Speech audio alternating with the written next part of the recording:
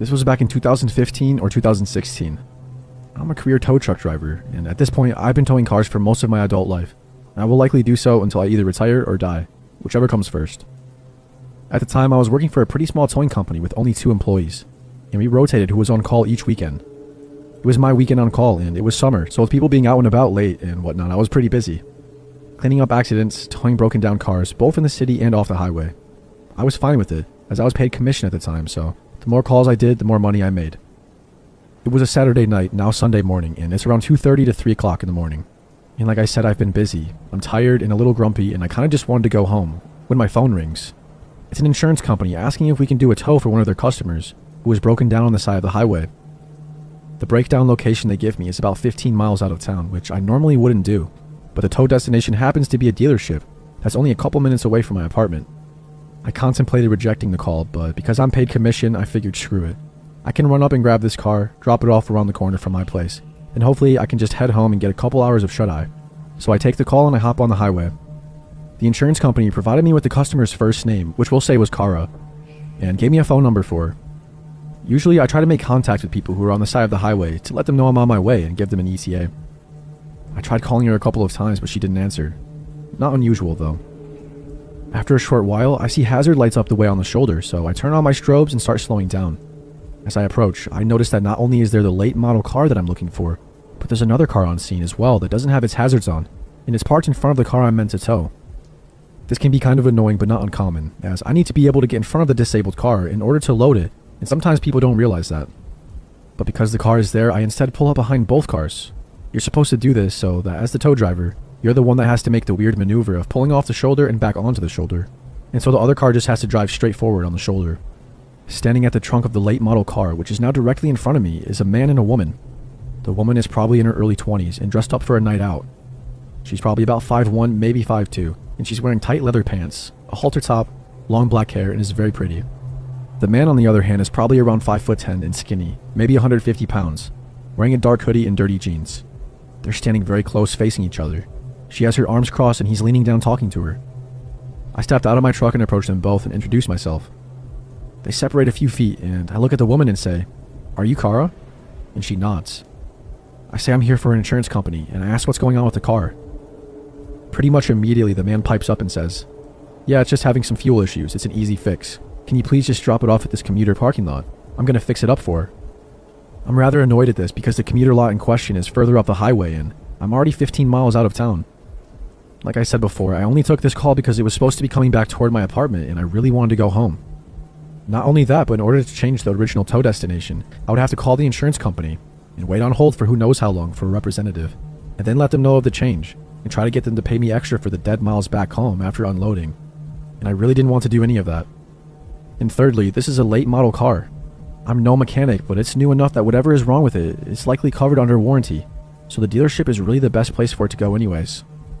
I explained all of this to the guy, but he's really not having it. He starts to get stern with me, saying something like, "Look man, you just need to take the car where I tell you to take it." We go back and forth on this for maybe 60 seconds, and he's just getting more mad. But you know what, man? You're not the name insured. Kara is.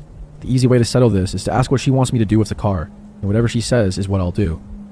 Fingers crossed she'll want to take it to the dealership so I can get home sooner. So I turn to look at Kara to ask her that question, and I don't see her right away.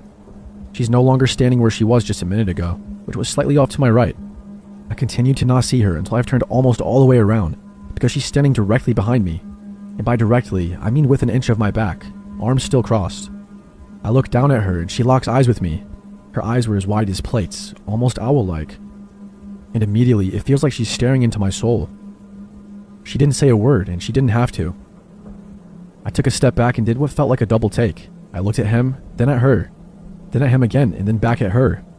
And it slowly started to dawn on me that maybe something isn't right. I asked her, "Do you know this guy?" And she ever so slightly shook her head no. The expression on her face when I asked her that will forever be burned in my skull. I turned to the guy and was like, "Oh, you gotta go, man." Now, I'm not gonna say I'm a tough guy, if there is such thing, and I don't care who knows it. I've got nothing to prove. I'm also super averse to confrontation, and I will run at the first sight of trouble. I'm not exactly the biggest of guys either. I am, however, what I like to call sturdy. I'm 5'8" and 240 pounds. I have a bit of a gut, but I also have big thighs and broad shoulders, and people are generally surprised to find out that I weigh as much as I do. I think that might have been my saving grace for what happened next. Without a word, the guy starts to move for Kara, and I move to stay in between them. He tries to push me out of his way by shoving me in the chest, but because I believe he underestimated my weight, he only pushed me hard enough to make me take a single step back. Immediately, I took that step forward towards him and body checked him hard as I could. Hard enough to completely knock him over, basically onto his ass. Because we rotated during the back and forth push bit, Kara is now in front of me to my right, somewhat between me and the guy who's trying to scramble to his feet. I reached out and snatched the poor girl up by her waist and spun her towards my truck and yelled for her to get into the driver's side, and she does.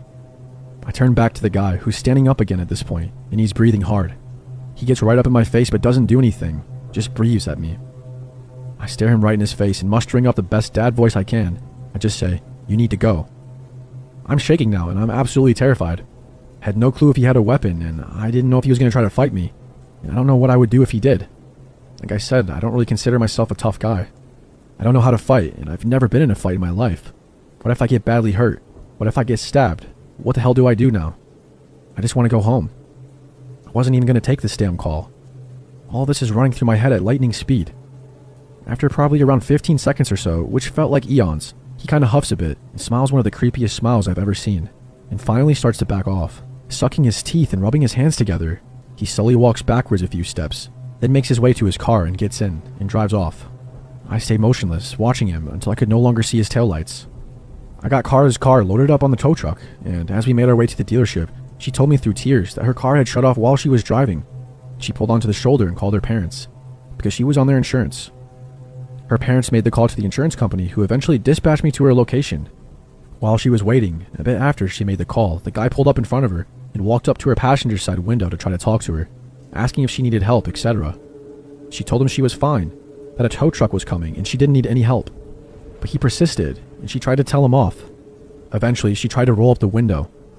Apparently, he was able to stick his arm in the window and got the door unlocked and opened the door. So in fear, she jumped out of the car, leaving her phone inside, and ran to the back of her car and stayed put there, because it was in the line of sight of traffic. Apparently, he was pretty lewd with her, and whenever she tried to go back to the car, he would prevent her from getting in. Several minutes later, I showed up. Who knows what would have happened had the timing been any different. Her parents were waiting at the dealership when we arrived, and she told them what had just happened.